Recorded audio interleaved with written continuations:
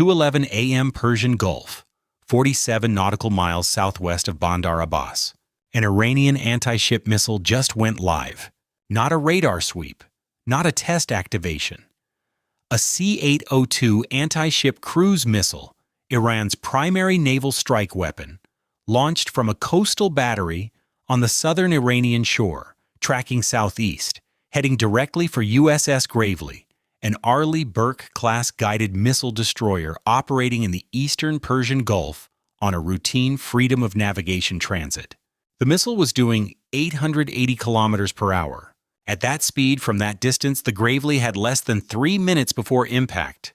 3 minutes. The Combat Information Center watch team had been awake for 6 hours. The Persian Gulf watch rotation runs long. It runs quiet.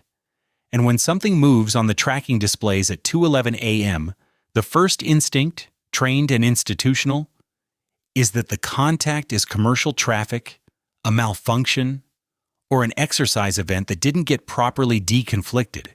The instinct was wrong. Welcome to Navy Combat. To understand how we got to 2:11 a.m. and a missile in the air, you need to understand the specific conditions that night and the sequence of events that had been building for 72 hours before the launch. 3 days earlier, the USS Gravely had participated in a freedom of navigation operation that transited the eastern Persian Gulf within 14 nautical miles of Abu Musa Island, a disputed territory claimed by both Iran and the UAE, occupied by Iranian military forces since 1971. The transit was legal under international maritime law. It was also, from the Iranian perspective, a deliberate signal. Iran's position on Abu Musa has always been that foreign military vessels operating in the island's vicinity without Iranian authorization are violating Iranian sovereignty. The United States does not recognize that position. It never has. These transits happen regularly, precisely to maintain the legal precedent that international waters remain international. But the Abu Musa transit 3 days prior had coincided with a broader set of tensions. Iranian ballistic missile tests had been conducted in the Gulf of Oman 48 hours earlier. The IRGCN had activated additional fast attack craft patrols in the strait. And classified signals intelligence collected by the NSA in the 72 hours preceding the missile launch had indicated elevated communications traffic between IRGCN naval headquarters in Bandar Abbas and coastal defense units along the southern Iranian shore. The signals intelligence had been assessed. The assessment was increased readiness posture, consistent with exercise preparation. That assessment was on the desk of the 5th Fleet Intelligence Officer when the C-802 left its launcher at 2:11 a.m. The assessment was wrong. The C-802 is not an improvised weapon. It is a subsonic, sea-skimming, anti-ship cruise missile based on the Chinese Silkworm design family, indigenously modified and produced by Iran as the Noor missile. It carries a 165-kilogram shaped charge warhead, enough to penetrate the hull of an Arleigh Burke-class destroyer and create catastrophic flooding in the engineering spaces. It flies at sea-skimming altitude, between 5 and 10 meters above the water, specifically to defeat radar detection systems that have difficulty tracking low-altitude contacts against the sea return clutter. Sea return clutter is the radar echo from waves. A missile flying 7 meters above the water surface blends into that clutter. The physics are straightforward. The problem for radar operators is real and persistent. The AN/SPY-1D radar system aboard USS Gravely is among the most capable air defense radars ever deployed on a surface combatant. It can track hundreds of targets simultaneously. It detects ballistic missile warheads re-entering the atmosphere at hypersonic speeds. It detected the C-802 at a range of 11.4 nautical miles. That sounds like plenty of distance. At 880 kilometers per hour, 11.4 nautical miles is approximately 2 minutes and 41 seconds. The Phalanx C-IWS engages targets inside 1,500 meters. At the missile's speed, that engagement window lasts approximately 6 seconds. The SM-2 surface-to-air missile, the primary intercept weapon aboard the Gravely, has a minimum engagement range of approximately 5 nautical miles against sea-skimming targets, at detection range of 11.4 nautical miles and a closing speed of over 880 kilometers per hour. The engagement geometry was extremely tight. Extremely tight? The Combat Information Center Watch Officer, Lieutenant Marcus Diaz, had 47 seconds from detection to weapons release authorization before the SM-2 engagement window closed. He used 11 of them, confirming the track was real. The detection alert came from the AN/SPY-1D automatically. The system flagged an incoming contact at 2:11 a.m. and 34 seconds, classified it immediately as possible anti-ship missile based on the speed, altitude, and bearing from the southern Iranian coast. Diaz looked at the track. He had 47 seconds. He used the first 11 confirming that the contact was not a false return. Not a sea-skimming commercial aircraft, not a malfunction in the system. The track was coherent. It was stable. It was accelerating. At second 14, he authorized SM-2 engagement. The vertical launch system on the Gravely's forward deck fired Cell 3 at second 19. The SM-2 Block 3B missile cleared the launcher and went to intercept geometry. The SM-2 travels at Mach 3.5, approximately 4,300 kilometers per hour. The closing geometry between the SM-2 and the inbound C-802 meant intercept would occur at approximately 4.2 nautical miles from the Gravely. The engagement was automated. The fire control system tracked both missiles. The SM-2 adjusted its flight path twice in the final 8 seconds of flight, compensating for the C-802's slight altitude variation as it crossed a wave swell. At 2:13 a.m. and 47 seconds, the SM-2 detonated within the lethal radius of the C-802. The warhead of the Iranian missile did not initiate.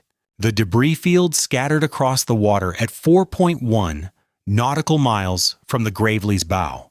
Total time from detection to kill, 2 minutes and 13 seconds. In those same 2 minutes and 13 seconds, 3 things happened simultaneously aboard the Gravely that shaped everything that came after the intercept. First, the Combat Information Center transmitted a flash precedence contact report to 5th Fleet. The report was transmitted at second 16, before the SM-2 even left the launcher. It identified the contact, the bearing of the launch, the weapon type assessment, and the Gravely's engagement status. Gravely's Second, the Gravely's AN/SPS-67 surface search radar began scanning the launch bearing, the southern Iranian coast, approximately 47 nautical miles north. The radar was looking for additional launch signatures. A single C-802 launch is a provocation. A volley launch is an attack. The radar found nothing else inbound, but it found something on the surface. A contact, small, moving southeast at 32 knots, approximately 31 nautical miles north of the Gravely's position. Profile consistent with an IRGCN fast attack craft. The fast attack craft had been inside the radar's detection range for the previous 19 minutes, logged as routine patrol traffic and not flagged because it was operating in Iranian waters and showing no hostile behavior. In retrospect, the intelligence assessment would later conclude that the fast attack craft had been a forward observation platform, positioned to provide battle damage assessment if the C-802 had connected. Third, the communications officer aboard the Gravely was already on the flash circuit with 5th Fleet when the intercept occurred. He relayed the post-intercept status. Missile killed. No damage. Crew at battle stations. And the new surface contact to the duty watch at 5th Fleet headquarters. The duty officer receiving that report was Commander Kelly Ashford. She had been awake for 40 minutes. She had been reading through routine traffic when the flash alert hit her screen. She read the Gravely's initial contact report and picked up the secure phone to Rear Admiral James Holloway in his quarters simultaneously. It took Holloway 37 seconds to reach his command center. What he read when he got there required an immediate decision about the use of offensive air power. The rules of engagement for the Persian Gulf authorize a U.S. naval commander to conduct a proportional offensive response against the origin point of an attack on an American warship. The authorization requires confirmation that the attack originated from a specific source and that the response is proportional to the act. The C-802 had come from the southern Iranian coast. The bearing was precise. Post-intercept analysis of the debris field, cross-referenced with the launch bearing from the Gravely's radar track, placed the origin within a coastal area approximately 4 kilometers wide near the town of Bandar-e-Kamir, 47 nautical miles north of the Gravely's position. That was specific enough for targeting purposes. The proportional response authorization covered the launch site. Holloway had two options in front of him. He could direct an immediate airstrike against the launch battery, proportional, legal under the ROE, and sending an unmistakable message that Iranian missile attacks on American warships would be answered with kinetic force within minutes, not hours. Or he could hold, assess, determine whether this was a deliberate Iranian government decision or a rogue IRGCN commander acting without authorization, a scenario that had precedent in the Gulf, and choose a response calibrated to the actual political level of the decision, rather than the tactical event. If it was a rogue commander, an immediate airstrike risked escalating a contained incident into a broader conflict the Iranian government hadn't sanctioned and might not survive politically. If it was deliberate, holding sent the message that Iran could fire on American warships without immediate consequence, which would make the next launch more likely, not less. Holloway had less than 4 minutes before the air assets available to him would need fuel decisions that would close the window on a same-night strike. He made the call. Air assets would move to the coast. Weapons would be armed. But weapons release would require a second authorization from CENTCOM based on the next 60 minutes of intelligence collection. It was not a decision to strike. It was a decision to be ready to strike in 60 seconds if the order came. There is a difference. That night, it mattered enormously. At 2:19 a.m., 8 minutes after the Iranian missile launch, two FA-18E Super Hornets from VFA-87, the Golden Warriors, launched from the flight deck of USS Dwight D. Eisenhower, operating in the Gulf of Oman, 190 nautical miles to the southeast. The Eisenhower had been on a standard patrol track when the flash alert came through. The carrier's Battle Watch commander had not waited for a formal tasking order before directing the alert aircraft to begin launch procedures. By the time Holloway's authorization came through, the Hornets were already running through pre-launch checks. Each aircraft carried a loadout that required no imagination to interpret: 2 AGM-84H Slammer standoff land attack missiles, 2 AGM-88 HARM anti-radiation missiles, and 2 M120 AMRAAMs for self-defense. The SLAM-R has a range of over 270 kilometers, a 360-kilogram warhead, and a man-in-the-loop guidance system that allows the pilot to steer the weapon to its target in the final seconds of flight. The Slammer was selected for a specific reason. A coastal missile battery is not a single-point target. It is a system. The launcher, the fire control radar, the command post, the support vehicles, the crew positions. A weapon that allows the pilot to look through the seeker camera and direct impact against a specific component. The radar antenna, the launcher reload vehicle, is more useful than a weapon that destroys a point and leaves the rest functional. The Hornets crossed into the Persian Gulf at 2:26 a.m., climbing to Angels 18,000 feet, to maximize their standoff range and sensor coverage. At that altitude, with their radar and targeting pods active, they could see the coast. The targeting pods were looking for the launch battery. What they found on the coast near Bandar-e-Kamir was not what the post-intercept geometry had suggested. The Gravely's radar track had placed the launch origin in a 4-kilometer area north of the town. The targeting pods aboard the FA-18Es were painting a different picture. The area showed two vehicle signatures consistent with large military equipment. Launcher vehicles or transporter erector vehicles? But they were moving north, away from the coast, at approximately 40 kilometers per hour, consistent with a wheeled heavy vehicle on an Iranian coastal road. The Iranians were relocating. Standard procedure for a mobile coastal defense battery after a launch. Move immediately to a pre-selected alternate position.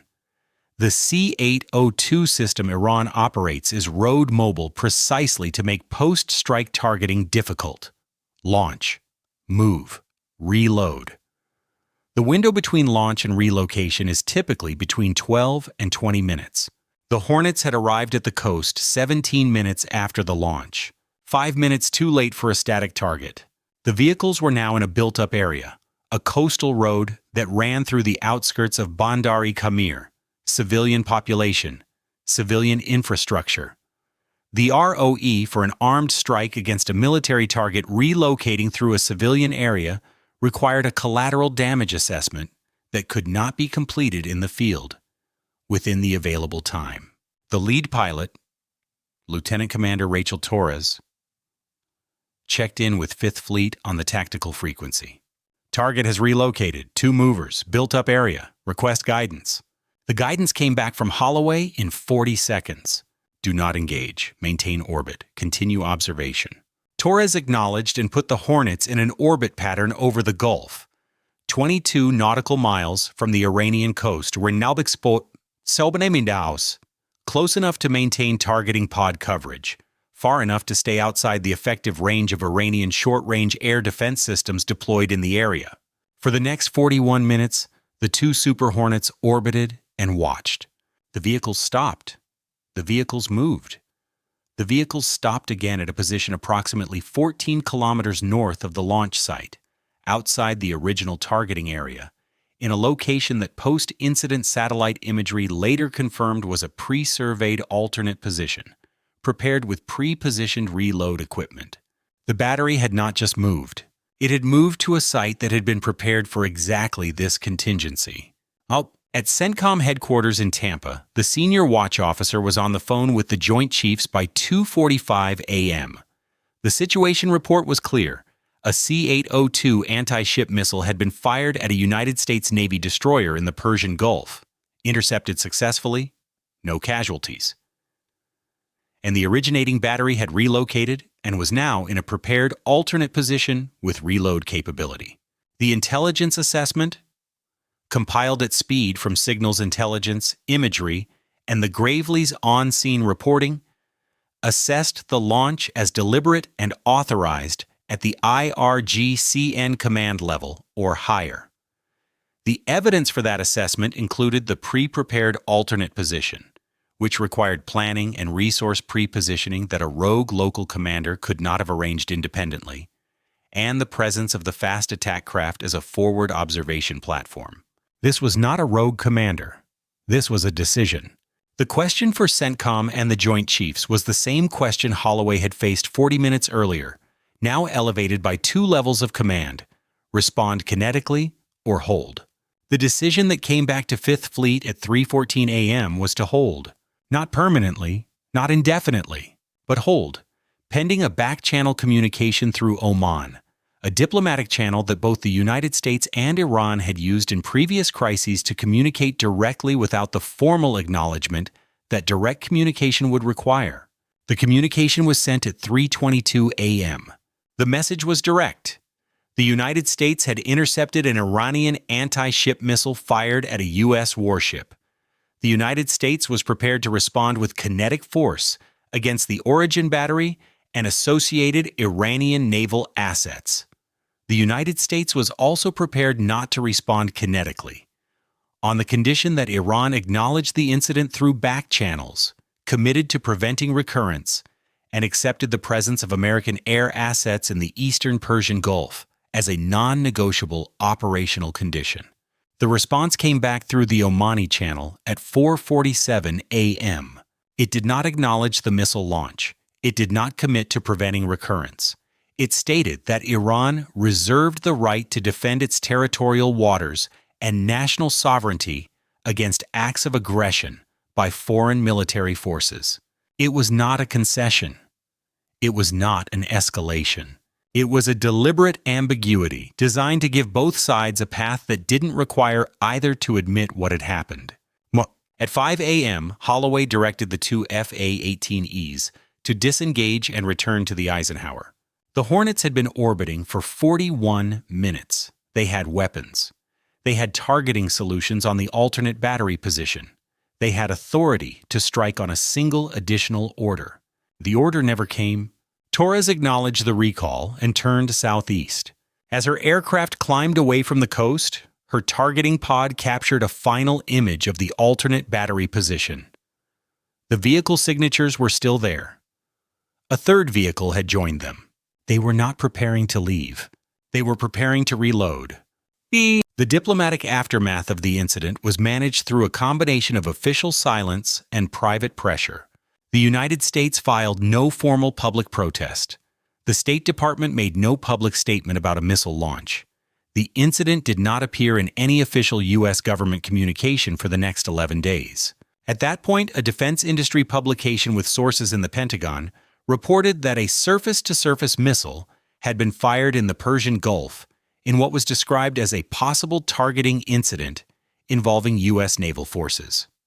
The language was careful. The publication cited defense officials speaking on background. The story circulated in military and defense policy circles. It did not break into mainstream media in a way that required a formal government response. The silence was deliberate. The calculation was that a public acknowledgement of the missile launch would require a public response, political, diplomatic, and potentially military, that neither side wanted at that moment. But silence has costs. The Iranian battery that launched the C-802 was not destroyed. It was not dismantled. It was not publicly confronted. It was monitored, closely and continuously, by American intelligence assets from the day of the incident forward. 3 weeks after the launch, commercial satellite imagery of the Bandar-e-Kamir area, publicly available, purchased by a defense analysis organization, showed the original launch site had been restored to operational configuration. The alternate site remained active. 2 C-802 batteries fully operational on the Iranian coast, with a confirmed history of firing at American warships. Not one, two. Aboard USS Gravely, the crew that had been on watch at 2:11 a.m. rotated off the following morning. Lieutenant Marcus Diaz, the Combat Information Center watch officer who had authorized the SM-2 engagement, submitted his after-action report 72 hours after the incident. The report was thorough. It documented every second of the engagement, every system response, every communications transmission. It identified the 11-second confirmation window as a critical variable, the time between detection and the decision that the contact was real, and recommended that training protocols be reviewed to reduce that window in future engagements. He also noted something that the formal report's language compressed into a single sentence about system performance. The SM-2 that killed the C-802 had been in inventory for 11 years. It had been through 2 scheduled maintenance cycles and 1 emergency maintenance action following a saltwater intrusion event. The weapon had performed correctly, but the maintenance records showed that one of the 2 other SM-2 rounds in the forward launcher section had been flagged as uncertain reliability following the saltwater intrusion event and had not been replaced before the Gravely departed Bahrain for the current patrol. If the first SM-2 had missed, if the intercept geometry had been slightly off, if the C-802 had maneuvered, if the missile seeker had been confused by sea clutter, the backup weapon's reliability was uncertain. The Gravely's crew had intercepted the Iranian missile with the first round. If they had needed the second, the outcome of that night might have been entirely different. The strategic implications of what happened at 2:11 a.m. in the eastern Persian Gulf extend beyond a single missile intercept on a single night. The C-802, Iran's primary naval anti-ship weapon, had been successfully intercepted by the SM-2. The engagement validated American point defense capabilities in a live combat scenario against the threat system Iran is most likely to employ in a conflict. But the validation came with a qualifier. The engagement window, 2 minutes and 13 seconds from detection to kill, had no margin in it. The tightest point in the sequence, Diaz's 11-second confirmation window, had been compressed to the minimum possible. Against a volley of 4 or 6 C-802 missiles, launched simultaneously from multiple bearings, the geometry becomes exponentially more difficult. The SM-2 interceptors are finite.